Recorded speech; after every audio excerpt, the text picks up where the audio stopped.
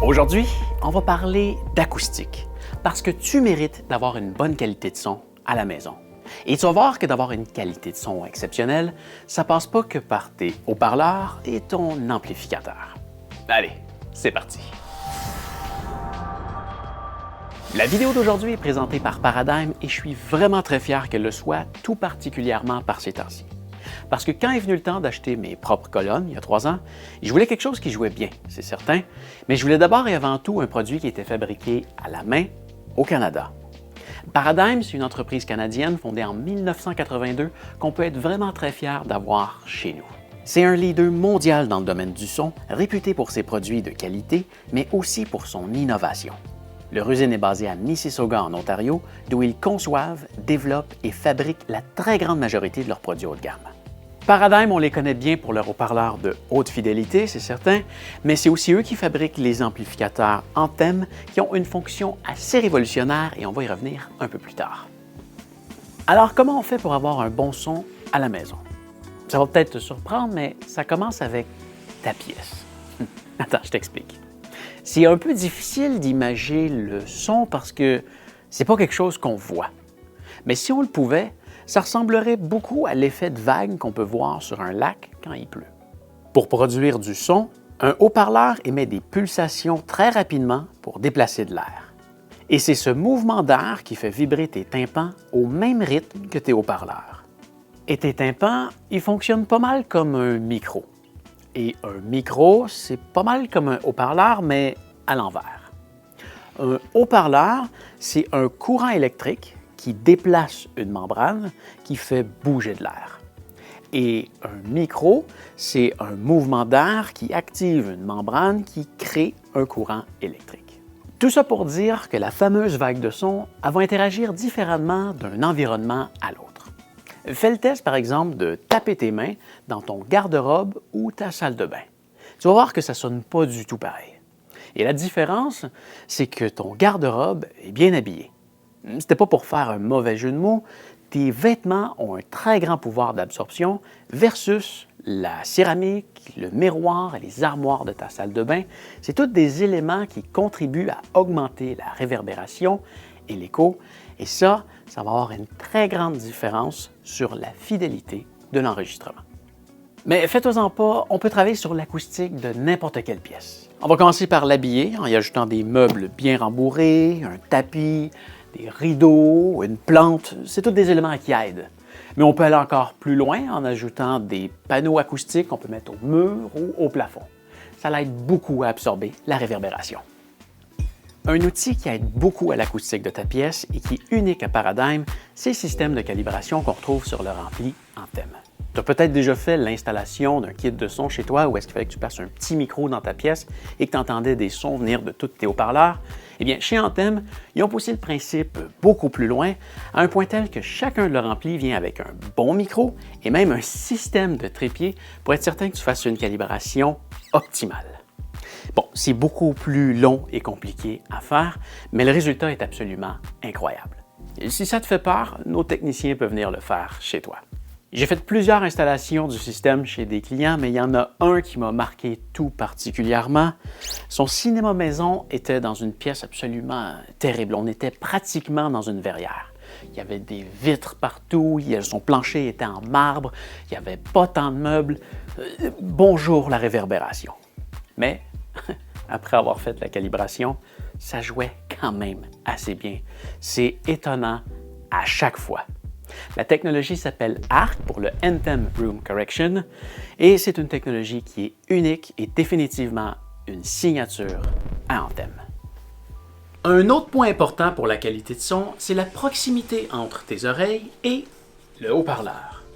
Le truc, c'est que plus tu t'en éloignes, plus tu vas avoir besoin de le faire jouer fort et plus ça va créer de la réverbération dans ta pièce. Un bel exemple pour te le démontrer, c'est que plus tu t'éloignes de moi, le moins bien tu m'entends. Je parle de plus en plus fort, mais pourtant, ma voix est de moins en moins claire. Bon, là, je ne suis pas en train de te dire de te coller la tête sur ton haut-parleur pour l'écouter, non. Mais l'idée, c'est que si tu veux écouter de la musique d'ambiance, t'es mieux d'avoir plusieurs haut-parleurs dans toutes les pièces de ta maison. Comme ça, quand tu vas te déplacer, tu vas avoir l'impression que la musique flotte dans l'air. Et là, si tu ne veux pas voir des haut-parleurs comme ça dans toutes les pièces, Paradigm fabrique des haut-parleurs encastrés qu'on peut mettre dans tes murs ou ton plafond. L'idée, c'est que quand tu veux écouter de la musique de haute fidélité, tu préfères t'asseoir devant une paire de gros haut-parleurs à haut volume, alors que quand tu écoutes de la musique d'ambiance, c'est mieux d'avoir plusieurs petits haut-parleurs à faible volume. Ça évite également le phénomène d'essoufflement de ton ampli. Ça, c'est que, ben oui, tu peux craquer le volume dans le tapis si tu veux, tout comme tu peux faire un sprint. Mais tu vas avoir beaucoup plus d'aisance à fredonner une chanson en marchant qu'en courant. Et c'est le même phénomène pour ton ampli. Ce qui nous amène au point suivant, la puissance de ton ampli. Et c'est vraiment très important. Le truc qu'il y a, c'est qu'avec les haut-parleurs de haute fidélité, on a souvent une impédance plus basse et une sensibilité plus faible, ce qui demande plus de puissance pour les faire jouer. Brancher un gros haut-parleur sur un petit ampli, ce serait comme essayer de traîner une grosse tente-roulotte avec un petit VUS. Ça va peut-être le faire, mais ça aurait été plus facile de traîner une petite tente-roulotte avec un gros pick-up. Il ne s'essoufflera jamais pour traîner un dixième de sa charge. C'est le même principe pour un ampli. On va toujours avoir plus d'aisance à jouer un petit haut-parleur, il va toujours le jouer mieux. Ah, pendant qu'on y est, si jamais tu veux connaître la puissance d'un amplificateur, les watts, ça ne veut pas dire grand-chose.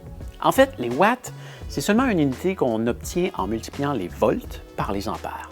Et ce qu'on a réellement besoin dans un ampli, c'est des ampères. Si on comparait ça à de la plomberie, le voltage, ce serait comme la grosseur de ton tuyau, et les ampères, c'est la pression qu'il y a dedans. Tu as beau avoir un gros tuyau, mais s'il n'y a pas de pression dedans, tu ne peux pas faire grand-chose avec. Donc, un ampli de 100 watts, ça pourrait être un ampli avec 100 volts et 1 ampère. Ou ça pourrait être un ampli de 5 ampères avec 20 volts.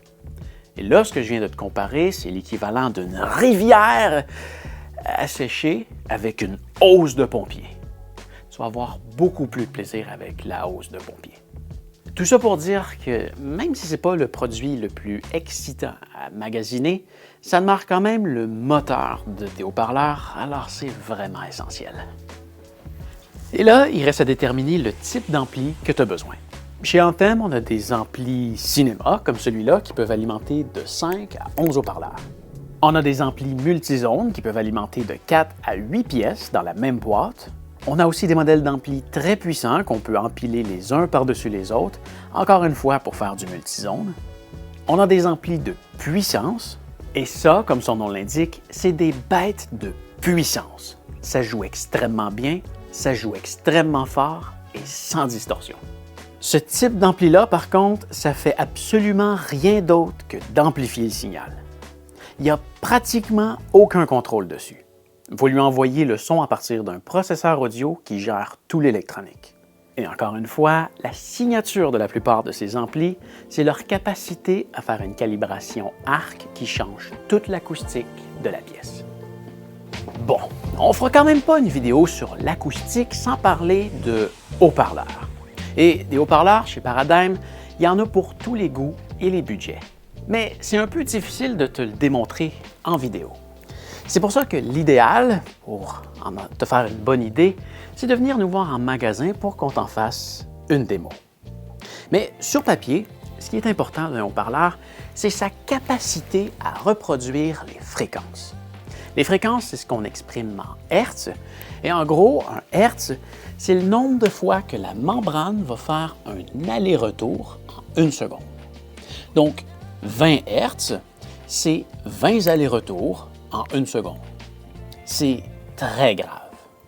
Alors que 20 000 Hertz, c'est 20 000 allers-retours en 1 seconde et c'est très aigu, mais c'est surtout pas lui qui s'en occupe.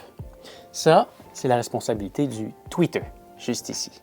Sa membrane est extrêmement fine, ce qui lui permet de bouger très rapidement. Et s'il y a une grille devant, c'est pour lui permettre de bien disperser son son et aussi pour le protéger. C'est très fragile au toucher. Une oreille humaine en santé s'aperçoit les fréquences d'environ 20 à 20 000 Hz. Donc, quand on se magasine une colonne, on en veut une qui va représenter le mieux possible toutes ces fréquences-là. Bon, c'est certain que pour les basses, un petit haut-parleur comme ça peut difficilement se rendre jusqu'à 20 Hz. C'est pour ça qu'il existe des caissons de grave, plus communément appelés un subwoofer. Pour les aigus, même si notre oreille ne perçoit pas les sons au-delà de 20 000 Hz, ça peut quand même être intéressant d'avoir un haut-parleur qui peut le faire. Le truc, c'est qu'en musique, quand on appuie sur la note d'un piano ou qu'on gratte la corde d'une guitare, ça émet des fréquences fondamentales. Et les fréquences fondamentales, c'est les mêmes d'un instrument à l'autre. Ce qui crée toute la richesse, la texture et le réalisme d'un instrument, c'est les harmoniques. Et les harmoniques, c'est quelque chose qui se dégage des fréquences fondamentales. Et ces fréquences-là, ils vont souvent bien au-delà du 20 000 Hz. Et même si on ne peut pas les entendre, ça vient quand même changer la façon dont on perçoit le son. Bon, là, je pourrais t'en parler comme ça encore longtemps, mais ça en fait déjà beaucoup pour aujourd'hui. Ce que je t'encourage à faire, si tu veux te lancer dans le monde fascinant de l'audio haute fidélité, c'est de venir nous voir en magasin et de laisser un de nos conseillers spécialisés te faire une démo. On peut également se déplacer chez toi pour bien évaluer tes besoins et t'offrir le son que tu mérites. Grâce à Paradigm chez Son X Plus, on peut t'installer des petits haut-parleurs, des grosses colonnes. On peut aussi te mettre des encastrés à ton plafond. On a des barres de son faits sur mesure qu'on peut ajuster à ta télé. On a aussi des haut-parleurs qui se déguisent en roche ou en champignon qu'on peut camoufler dans ton jardin. C'est vraiment sans fin tout ce qu'on peut faire. Et le plus beau dans tout ça, c'est que la plupart de ces produits sont fabriqués ici même au Canada. Et en te les procurant chez nous, t'encourages une entreprise québécoise qui redonne à sa communauté.